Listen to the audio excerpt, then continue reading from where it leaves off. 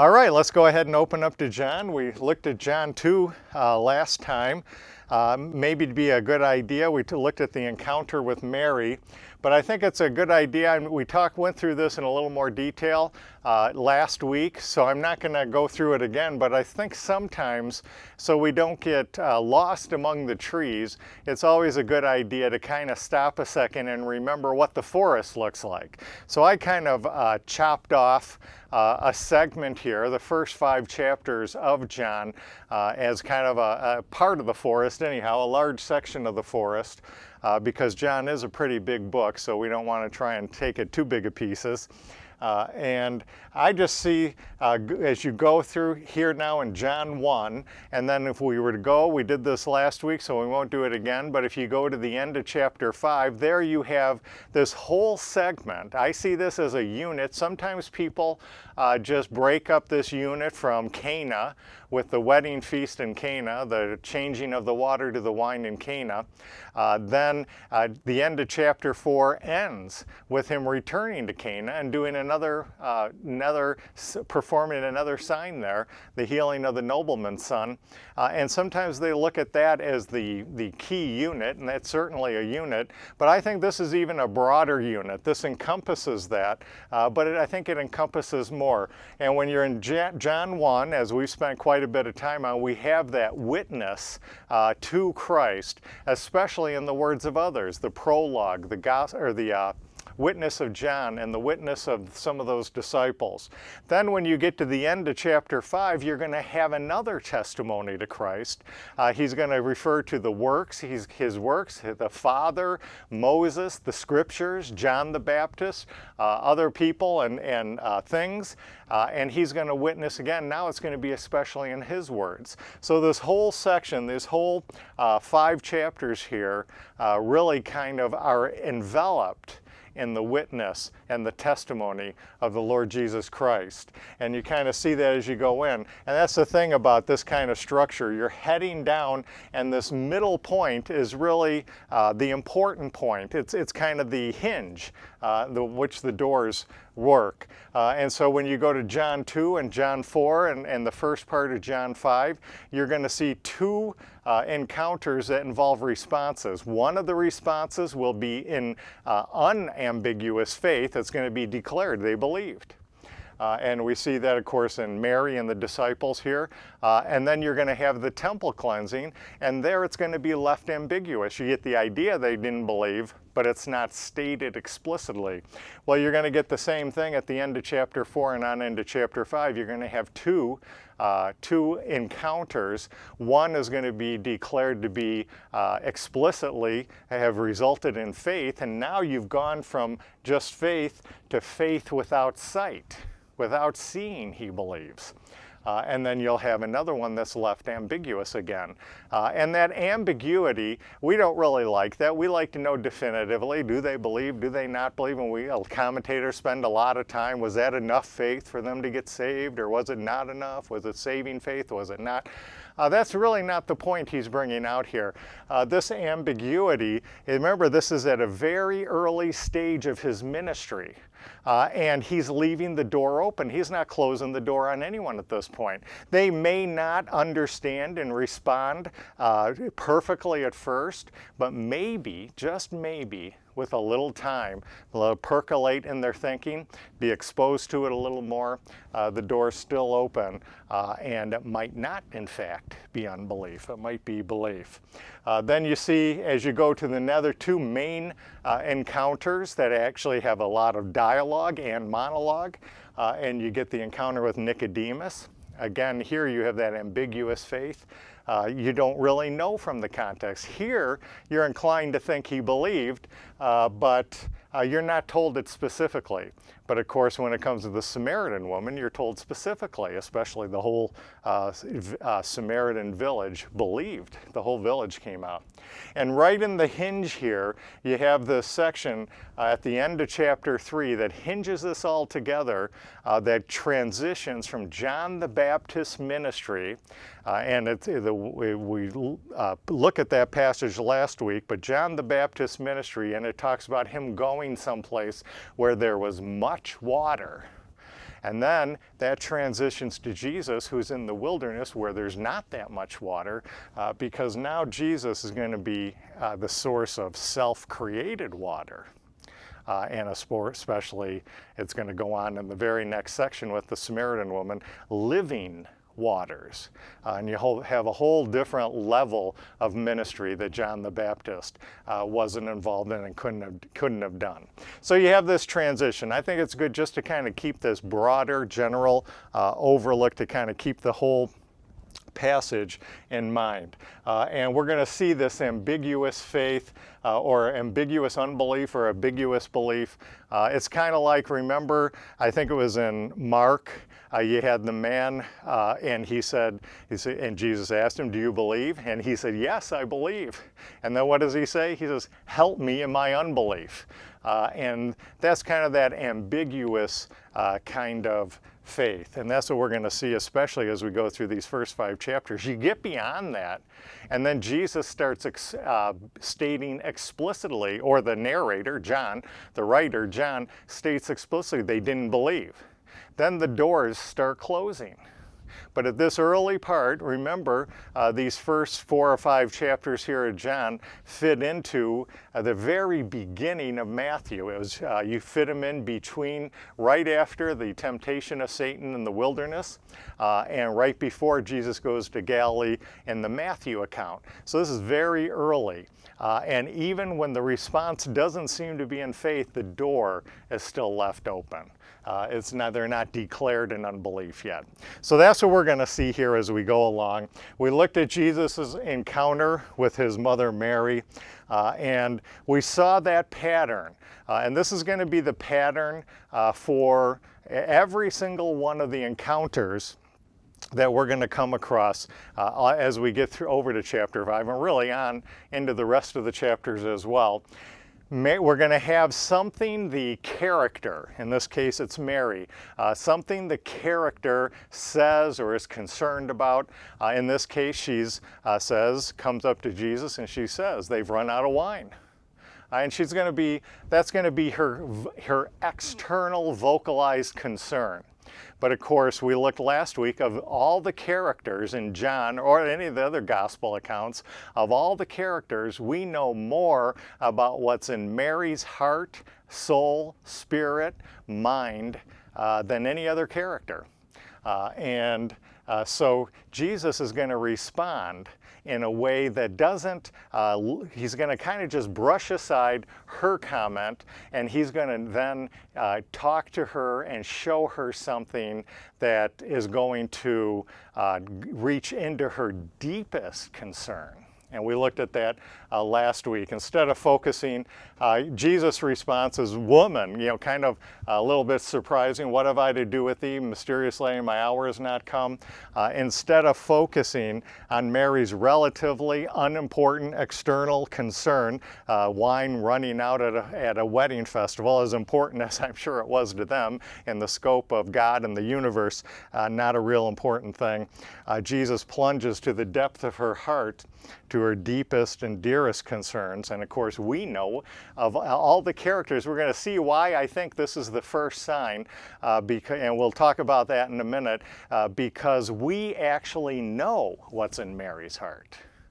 And we looked at that last week, we know she's, all those promises that God made to her about who her son was, what he was going to do. He's going to be the salvation of Israel, the king of Israel. He's going to save Israel from a predicament, redeem Israel, deliver Israel, save Israel from her enemies, usher Israel into that, and restore Israel into that kingdom. And that's what's, she says she treasured that, she cherished it in her heart and in her soul, and she thought about it constantly. And he's going to now go to the depths of that. It looks like he's not going to do what she wants, because it kind of gets sidetracked by what he says, but instead he's going to go to the deepest, darkest recesses, the most important concern. And he's going to change the water to wine. He's going to give her a display. And we'll look at some of the typology within this passage another time. But he's going to go to the promises that God made to her about what the Son would do, and He's going to show her, give her a foretaste, I guess would be the best thing, way to describe it, of those kingdom blessings that her Son was going to usher in, and in changing the water to the wine, the restoration of the nation of Israel, and all that plays into that. He shows to her. And of course, on the way, he restores the source of wine at this ordinary Jewish wedding as well. And so we looked at that last week, and that's what we're going to see a pattern. We're going to look at these, and first you're going to have the character say something, kind of an external concern that's not real important. You see that with the Samaritan woman. She comes, she wants to talk about this well water, with literal natural water in a well, and he kind of brushes that all aside, and he talks about living water, ushering up within her. And she's taken off balance by that. Nicodemus is going to come to saying all kinds of good things about Jesus, and Jesus just sweeps that away, and you got to be born again. And he kind of throws him off balance, because Jesus is going to take the things, the ordinary, everyday things they're saying, and he's going to take it now to their deepest needs, their deepest concerns, their deepest desires and longings, that even they may very well not know they have. But Jesus knows they're there. His intimacy with humanity in becoming a man. All right, so we want to go to the end of this passage, and we're going to focus on verse 11 at the end of this passage, John 1, verse 11. This beginning of miracles, if you have a King James, it's miracles. We're going to have to talk about that in a second. This beginning of miracles did Jesus in Cana of Galilee, and manifested forth his glory, and his disciples believed him. So here we have, it says this is the first sign. Now, remember what the purpose of John is. Keep your finger here, but go to the end of John, John 20. John 20, look at verse 30. John 20, verse 30. It says here, and many other signs, this is John 20, verse 30, truly did Jesus in the presence of his disciples, which are not written in this book. But these, and these refers to the signs, these signs, the signs John wrote and recorded in the Gospel of John, are that so that you might believe that Jesus is the Christ, the Messiah, the King of Israel, the Son of David, who's also the Son of God, and that believing you might have life through his name. And we're back to that I am Jehovah name. Everything is going to happen by throwing themselves on the grace resident in his Jehovah name. That'll kick into their redemption, their deliverance, their avengement. It's going to usher them in the kingdom, be their blesser, their king, plant them in the land, restore them as a nation, and raise them above all other nations on the earth. And it's all going to happen because he does it for them. He's going to have to do it for him. My point here at this point is that the whole point John wrote the Gospel of John's was to present some signs whereby they would believe that Jesus is the Christ, the Son of God, and the I am Jehovah God of Israel. And so these signs are important. So we have to take note of them pretty closely. So the first thing I want to look at, going back to John 1, in the verse 11, it says this beginning. That word for beginning is sometimes translated first, in the first kind of a concept, and it's usually taken in that sense. And it's kind of the idea of first in a series, or the first of a number. And it makes sense to take it in that way, because where it says here this is the first of something, go to John 4. This is in Cana. When he goes back to Cana, he does the miracle with the nobleman's son, the sign with the nobleman's son. And look what he says in verse 54. This is again the second miracle or sign in Cana. And so there you have the idea that it could be, it's probably most likely used in the way we would use the word first. It's the first miracle. But this idea of beginning or first can be used in a little different sense too. It can be used in the sense of primary, some kind of a foundational way of using it. And that would make a lot of sense too, because as I've been suggesting in this example of the encounter with Mary, this is kind of, especially if you put it together with the encounter with Nathaniel and put together the encounter of Mary, those two kind of come together to be a primary, a kind of example or pattern of how all the other encounters are going to occur. This one encounter with Mary, because she's the only character we're really going to know her heart in great detail anyhow. So it could also be used in the sense of the primary. And I don't know that you have to rule out either of those definitions. Maybe there's a little bit of overlap there. And just like, remember in the parables, there you had the parable of the sower, and it was kind of used as in the first in the sense of primary. It was a pattern parable that once you figured how that one worked, you could kind of figure out, to some degree anyhow, how the rest of the parables work.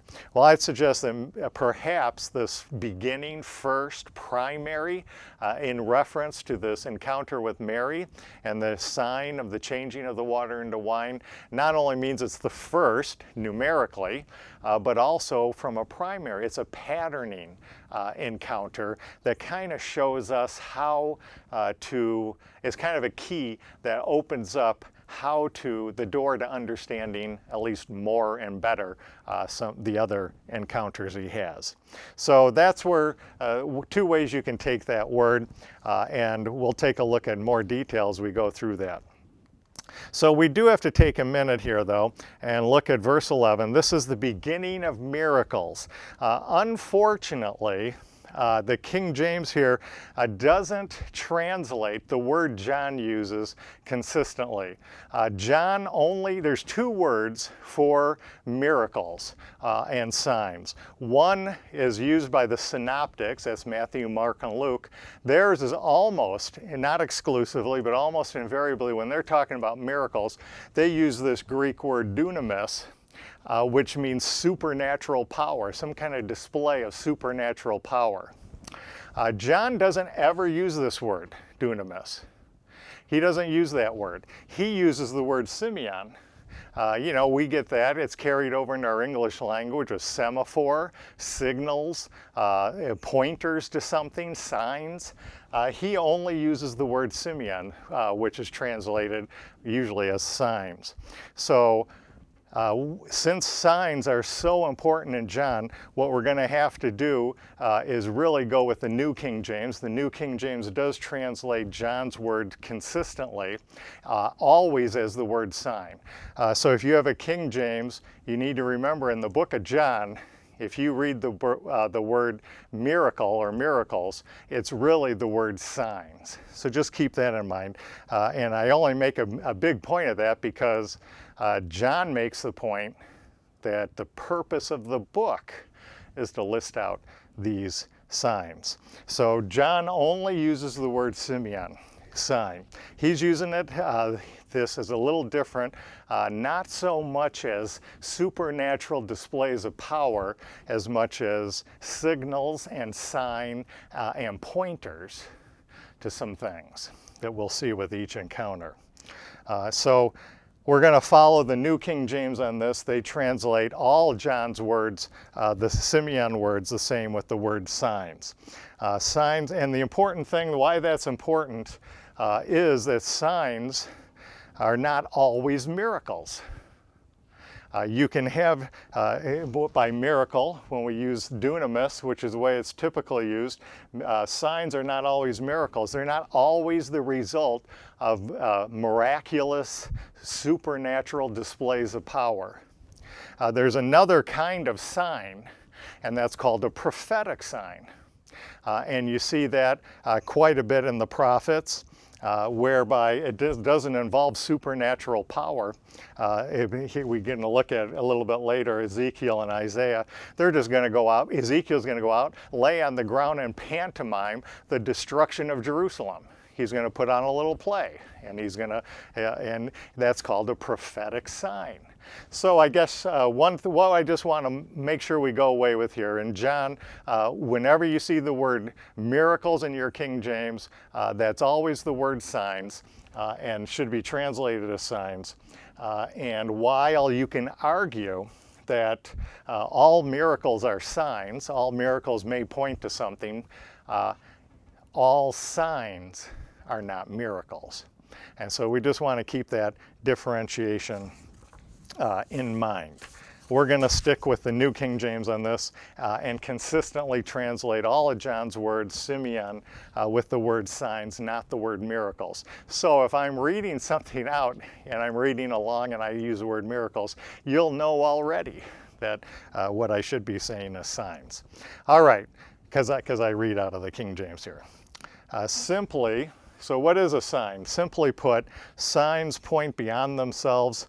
Again, they're like our semaphore, where you put signs or up on a mountaintop and they flash from mountaintop to mountaintop of signals and that kind of thing. They point beyond themselves to deeper realities that could be perceived with the eyes of faith.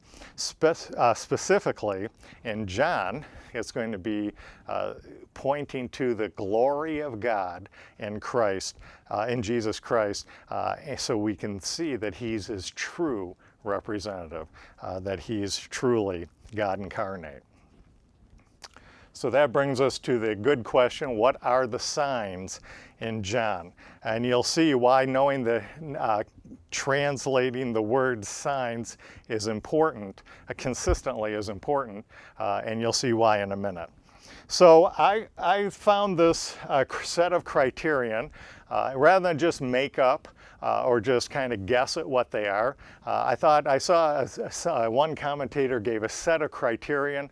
I thought that was at least a good way to start. We don't have to keep to this criteria, but maybe that's a good way to get the ball rolling in determining what are the signs that John thought was so important they'd convince anyone reading this gospel that Jesus is the Christ, the Son of God, the I am Jehovah God of Israel. So I thought we would just start with these three criteria. I didn't come up with them, but I thought they at least give us an entry into this, and then we can look at potentially other signs that may not fit these criteria.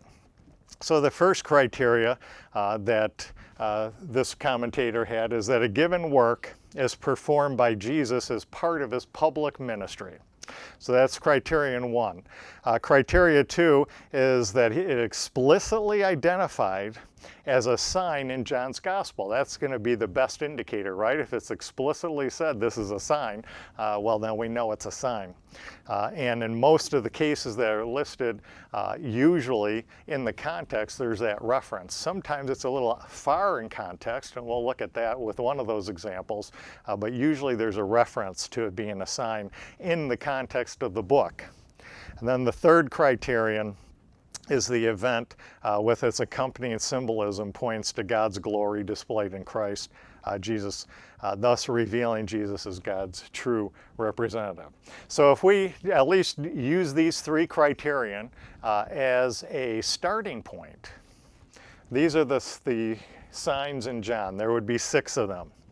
And so we've already read the water to wine. That's in chapters 2, verse 11. Let's just see how this all fits. First of all, obviously, it's performed by Jesus in his earthly public ministry here.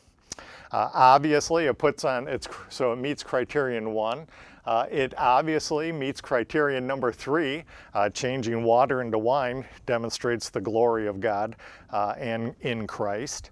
And we just read where we are tonight, it demonstrates, it meets criteria 2, because it is referred in verse 11. This is the beginning or the primary of signs that Jesus in Cana did Jesus in Cana of Galilee. All right, so that's the first one. Then the next one that would meet all those criteria, and we'll kind of just look at these. We're not going to read these whole passages, but let's go to John 4. And now we're back in Cana again. Remember in chapter 2, we were in Cana of Galilee. He's going to go back to Jerusalem. He's going to go to Judea. He's going to go to Samaria. And then he's then going to end up back in Galilee again. And here we are back in Galilee, in Cana of Galilee. And here we have the healing of the nobleman's son. So Jesus, verse 46, John 4:46. So Jesus came again into Cana of Galilee, where he made the water wine. So here we have a clear indicator. And there was a certain nobleman whose son was sick at Capernaum, and the nobleman asked him to heal his son. His son is near death. He's asked Jesus to heal him. And so, of course, Jesus does heal him. And so, of course, it meets criterion 1. This is all something that Christ does in his public ministry here. And then it obviously meets criterion 3. It displays the glory of God, was brought him back from the clutches of death into life. And look at verse 54. He says, "This is again the second miracle that Jesus did when he would come out of Judea into Galilee." So here we have the second, see, I said it again, I was reading my King James, second sign that Jesus did when he was come out of Judea of Galilee. So here we have, it meets all 3 criterion. The healing of the nobleman's son, it's something that Christ does in his public ministry. It's something that displays the glory of God, and it's something that context itself indicates was a sign. Next we have the healing of the lame man, and he's going to go up to a lame man. He's going to heal the lame man, and the lame man's going to jump up and move, and so he does heal him.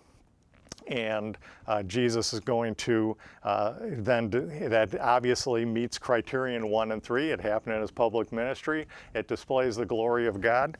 This is the only one that's a little bit iffy because while it meets the first and third criterion, it doesn't say it's a sign until quite a bit later. You actually get over to chapter 7. So the miracle happens in chapter 5, but then there's he's going to give a little bit, he's going to give this testimony we talked about in our structure. He's going to feed the multitude, walk on the water, and talk about the bread of life. And then if you go over to chapter 7, you pick it up at verse 21. Chapter 7, verse 21. Jesus answered and said unto them, I have done one work, and ye have marveled. Moses therefore gave unto you circumcision, not that it is of Moses, and ye on the Sabbath day. That is not this passage I wanted. Well, I'll have to come back to that. But Jesus does mention it again. Oh, here we go. I guess I should just keep reading. Verse 23. If a man on the Sabbath day receives circumcision. Now, one thing I forgot to mention in chapter 5 is he healed the lame man on the Sabbath day. So that became the whole issue and what sets the groundwork for everything that's happened in the 2 chapters after chapter 5. And he says, if you can circumcise a man on the Sabbath day, according to the law of Moses should not be broken, are ye angry at me because I have made a man every whit whole on the Sabbath day? That's the lame man. Then the miracle happened in chapter 5. We're in chapter 7, but that's what he's referring back to. And judge not according to the appearance, but judge according to righteous judgment. Look at verse 31. And many of the people believed on him and said, when Christ comes, will he do more signs than these which this man hath done? And so you could take that in the context here, even though it picked up quite a bit after, now he's referring back to that lame man, and the people listening to him identify it as a sign. So while that might be a little bit further from the context, we're going to give him that one too. It happened in his public ministry. It demonstrated the glory of God, and a little bit later, it appears to be identified as a sign. Then you had the feeding of the multitude, verse chapter 6. This is another one. Of course, it happens in his earthly ministry. He, out of just 5 barley loaves and 2 small fish, he fed the multitudes, 5,000 men, it said. So unless it was an all-male crowd, you probably could safely assume there was 5,000 women. And if they were all married, they all had 1 or 2 kids, you're back to 15,000, 20,000 people he's fed with that little bit. Demonstrates the glory of God. And if we look at verse 26, chapter 6, verse 26, Jesus answered and said, Verily, verily, I say unto you, ye seek me, not because you saw the signs, but because you did eat the loaves and were filled. So there the context does seem to indicate the feeding of the multitude was a sign, identified as a sign in the context. Then the next one, we have the healing of the man born blind. And of course, that's another one where it happened in Christ's earthly ministry. It displays the glory of God. Criterion 1 and 3 are met. And let's see if it's identified as a sign. Go to chapter 9, verse 16. Chapter 9, verse 16. Therefore said some of the Pharisees, now this is right after the man born blind is in the first part of chapter 9. Now we're in verse 16. Therefore said some of the Pharisees, this man is not of God, but because he keepeth not the Sabbath day. Others said, how can a man that is a sinner do such signs? So in the context, at least the people there present with him identified it as a sign. So it would meet those 3 criterion. The last one that would meet all those criterion is the raising of Lazarus. Of course, it happens in his public ministry. Of course, it displays the glory of God. Go to chapter 11 now, verse 47. And the Pharisees are plotting to kill him at this point. The raising of Lazarus kind of sets this all in motion. Then gathered the chief priests and the Pharisees a council and said, What do we? For this man doeth many signs. And again, it's in the context of the raising of Lazarus. So if we just go strictly by those 3 criteria, there's 6 signs in the Gospel of John listed out here. So let's go beyond those criteria though. Let's see if there's additional signs. What do some other people suggest might be signs in the Gospel of John? If we go back to chapter 2 now, and this is why it's important to realize the importance of translating Simeon as consistently with the word signs, because you might miss something. If you're just thinking a miracle, a powerful display of supernatural power, you might miss other kinds of signs. If you just call all signs miracles, you might miss another kind of sign, and we mentioned it earlier, those prophetic signs. And some suggest in chapter 2 that you have here a prophetic sign, and that's in the cleansing of the temple. While it's not miraculous, let's just read a couple of verses of it here. In verse 14, this is right after the marriage, the water to wine in Cana, and he goes on now. And he goes to Jerusalem, verse 14, and found in the temple those that sold oxen and sheep and doves and changers of money sitting. And when he had made a scourge of small cords, he drove them out, and we usually just call it the cleansing of the temple. And certainly this does meet, again, criterion 1 and 3. It meets criterion 1, it's something he's doing in his public ministry. It meets criterion 3 because look what the leaders, the Jewish leaders of the temple say to him. Look at verse 18. Then answered the Jews and said unto him, What sign showest thou unto us, seeing that thou doest these things? So they saw an authority involved in that. They saw that there was an authority that could only come from God, although they didn't recognize it as that, but they saw something did display, and so we could say that met criterion 3, put on display the glory of God. He was cleansing his Father's house. And the other thing we could notice from here is that there's a similar situation. Go over to where we were before with the feeding of the multitude. Go to chapter 6. Now he's just fed the multitude, the 5,000. We already determined that's identified as a sign, so he already did that sign. But look what the leaders say. Look at chapter 6, verse 30. They said therefore unto him, What sign showest thou then, that we may see and believe thee? What dost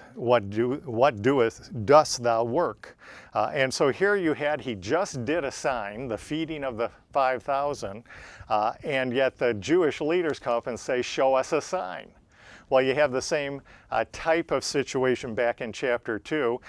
If the cleansing of the temple is a sign, and then the Jewish leaders come out and say, Show us a sign. You see the same type of pattern, which might indicate, if it's similar to what's in chapter 6, in the context of a sign, which in chapter 6 was the feeding of the 5,000, here it's the cleansing of the temple, and the Jewish leaders' response in both cases is, Show us a sign. And so you might have a little hint if that's a pattern. If this is a sign, this would be a sign in the prophetic sense, not in the miraculous sense, not in the miraculous display of supernatural power. He's doing it through his own power, I guess you could say. He's making cords and he's flinging it around, kicking people out of the temple. And so this would be a sign in a prophetic sense.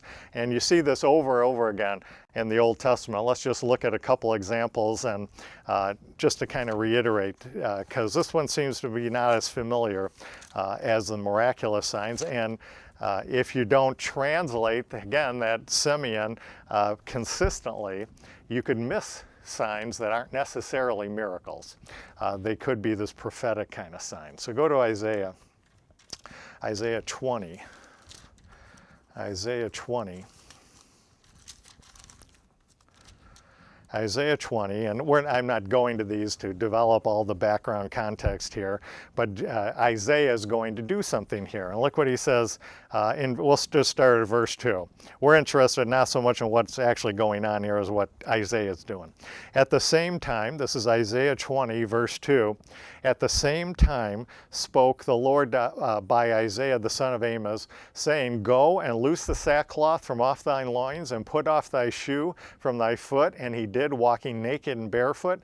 And the Lord said, Like as my servant Isaiah hath walked naked and barefoot 3 years for a what?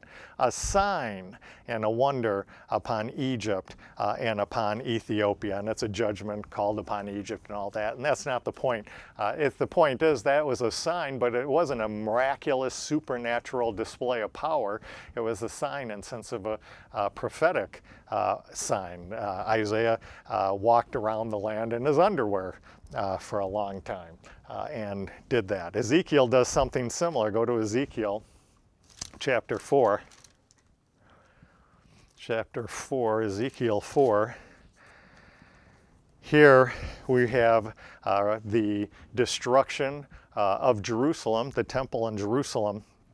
And again, we're not going to develop the whole background here. We're just trying to bring out what Ezekiel is going to do. And look what the Lord tells Ezekiel to do. Ezekiel 4, verse 1. Thou also, son of man, take thee a tile and lay it before thee, and portray upon it the city, even Jerusalem. So he's supposed to take a tile and draw a picture of Jerusalem on it. And then he sets it up in the ground next to him. He's laying on the ground, and he sets up the tile and then he lays siege to it. Boom, boom, boom. I don't know what he does. Throw rocks at it. He's going to list out some things here. Cast a mount against it. Throw a mountain against it. Set a camp against it. Set battering rams against it. All around about. Make over, take thou unto thee an iron pan, and set it before a wall of iron between thee and the city, and set thy face against it, and it shall be besieged, and thou shalt lay siege to it. This shall be a what? A sign to the house of Israel. And there, of course, it wasn't a sign in the sense of a miracle. It wasn't a miraculous display of supernatural power. He was pantomiming the destruction and judgment of Jerusalem that was coming that was coming upon them from Babylon. So we go back to John 2. That could be, some people, this is why some people consider the cleansing of the temple to be a sign, not so much a miraculous display of power sign, supernatural power, but a prophetic sign. Some of the other things that people do assign a sign, some people identify Jesus' death and resurrection as a sign. And maybe you could even get that a little bit out of this passage, because they're going to ask him back in John 2, verse 18, they ask him for a sign, and his response, verse 19, Jesus answered and said unto them, destroy this temple, and in 3 days I will raise it up again. And then look what he's really talking about there, verse 21, but he spake of the temple, his body, his death, kind of a foretelling of his coming death and resurrection. And what adds, and so that might be, he responds to the request for a sign by saying that, but then and also if we go outside John, look at Matthew 12, verse 38. Matthew 12, verse 38. Matthew 12, verse 38. So you have here the scribes. Now you got to remember, up to this time, Jesus has done all kinds of miracles and signs, but look at what the Jewish leaders do. Verse 38. Then certain of the scribes and of the Pharisees answered, saying, Master, we would see a sign. Well, what's he been doing for 12 chapters? He's been doing signs and miracles. But he answered and said unto them, an even adulterous generation seeketh after a sign, and there shall no sign be given it, but the sign of the prophet Jonah. And what's the sign? That sign? For as Jonah was 3 days and 3 nights in the whale's belly, so shall the Son of Man be 3 days and nights in the heart of the earth. So there you have it. Matthew explicitly calls the death and resurrection of Christ a sign. So some people consider that to be a sign. So it passes Numbers 2 and 3, but probably doesn't pass number 1. Does it really qualify for something Jesus does in his public ministry? I guess that would be something that could be argued over. Others want to include the walking on the water. But again, it doesn't meet all the criterion. While obviously it meets criterion number 2 and 3, it's never identified. It meets criterion 1 and 3, and it doesn't meet number 2. It's never identified as a sign in the actual text. It's never referred to as a sign. So some people, though, do include that. Final one is some include at the end of the book, after his resurrection, the surplus of fishes. Remember, they throw the net over the side, and it's so full of fishes, it breaks the net. And so some people include that, the surplus of fishes, but again, this is not explicitly defined or identified as a sign by John in the actual text. Nor is it really part of his public ministry if that ended before the cross. So again, that might be arguable, but it is never identified as a sign in the text. So with all this in mind, here are the generally agreed upon, 6 generally agreed on by everybody signs in the book of John. The water to wine, the healing the nobleman's son, the lame man, feeding the multitude, healing the man born blind, raising of Lazarus, And then possible additions to that would be the cleansing of the temple, the walking on the water, and the surplus of fishes, and possibly, I don't have it here, but the death and resurrection, the resurrection especially, death and resurrection of Christ as a sign. All right, so just to kind of wrap this up for next time with that identification as the signs. The other thing I want to introduce, and this will be the third part of things we'll look at with each of these signs. Remember the three parts. So the first part is you have he interacts or encounters someone who just says something or does something or asks for something or is concerned about something.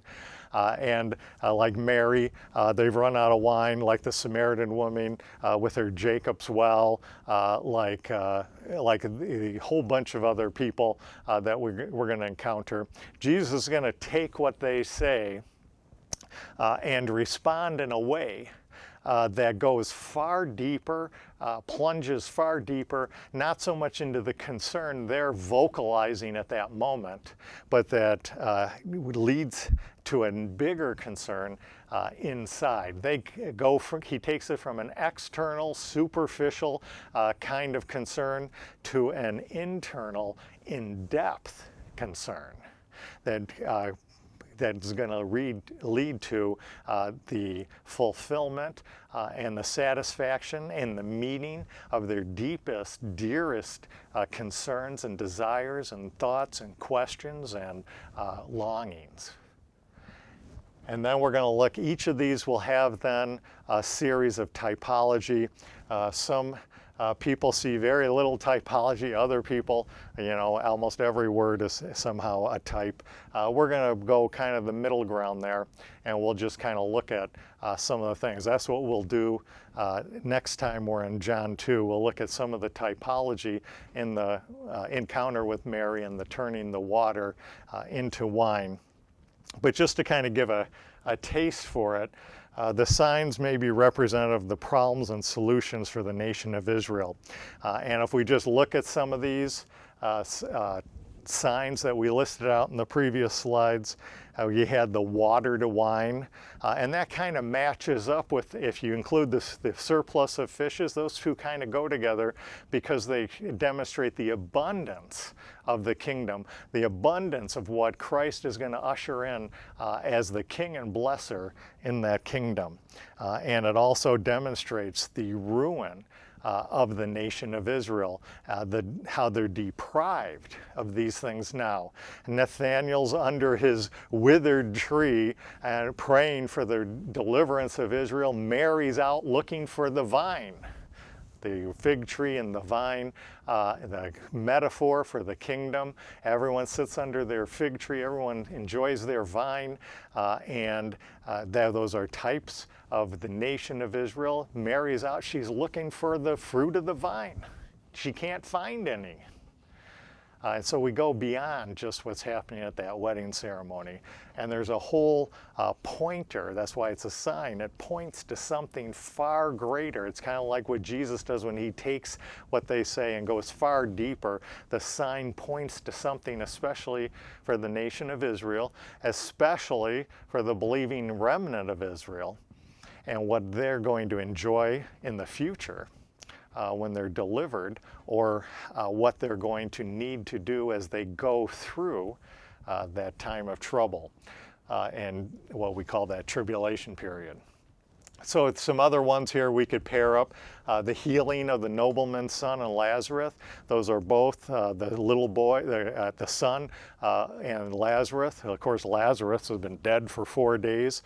The son was in the grips of death and may have been dead at that time or right in the very grips of death. They're both raised up from the clutches of death. And that points to that sign concept. It points to the situation of the nation of Israel. They need to be revived and resurrected from the dead.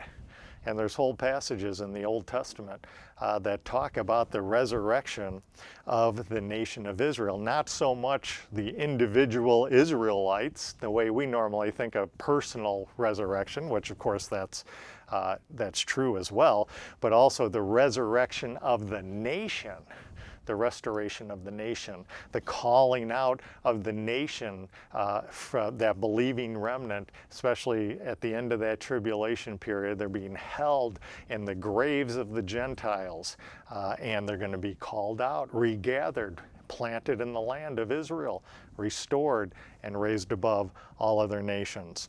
So you have here in the picture of the healing of the nobleman's son and the raising of Lazarus, you have this picture, this pointer, this sign that points to the restoration and resurrection of the nation, Israel. Healing of the lame man, healing of the blind man, they kind of go together, both showing healing that was impossible for men to do on their own. This is, and in those passages, it starts introducing the high point of Christ using his I am Jehovah name. If they are going to be the people God created and designed them to be, he would have to do everything for them. The only thing they were supposed to do is, out of faith, fall on the grace resident in his Jehovah name. He'd put him back up on the eagle, just like he did way back at the Exodus, only at the end of the tribulation is going to be a far greater Exodus, infinitely greater Exodus. He's going to put him back on the eagle, and he's going to fly him into the land and into the kingdom. He has to do everything for him. Here you have an example of two people that couldn't do anything for themselves. And he heals them. Israel's only answer is to fall on the grace resident in the Lord Jesus Christ and his Jehovah name. Two more we'll just mention. I'm just doing this to kind of whet our appetites, kind of get us thinking along these lines. And we'll actually look in more detail at a bunch of things in each of these encounters that point to some of these things. But these are just some general ones that kind of come out to the surface. It says in the next two, feeds the multitude, calms the sea. Both show Christ as the creator, the all-powerful one. Israel needs to be, points to, it's a sign. It needs to be that Israel needs to be created new, delivered from her enemies. And this is going to be something that especially that believing remnant of Israel is going to have to fall on. They're going to have to rely on the Lord Jesus Christ to preserve, in that tribulation period, especially the last half of that tribulation period, rely on him to preserve them and protect them and deliver them and avenge them of their enemies in that time of tribulation that they go through. So those are some of the things where the sign concept, typology, signs, what those signs are meant to point towards, what they're supposed to be meant to point to.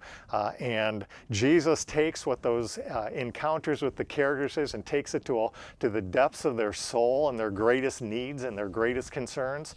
And the signs point to the greatest and the needs of the nation of Israel and that believing remnant, if they're to be preserved through the time that is coming.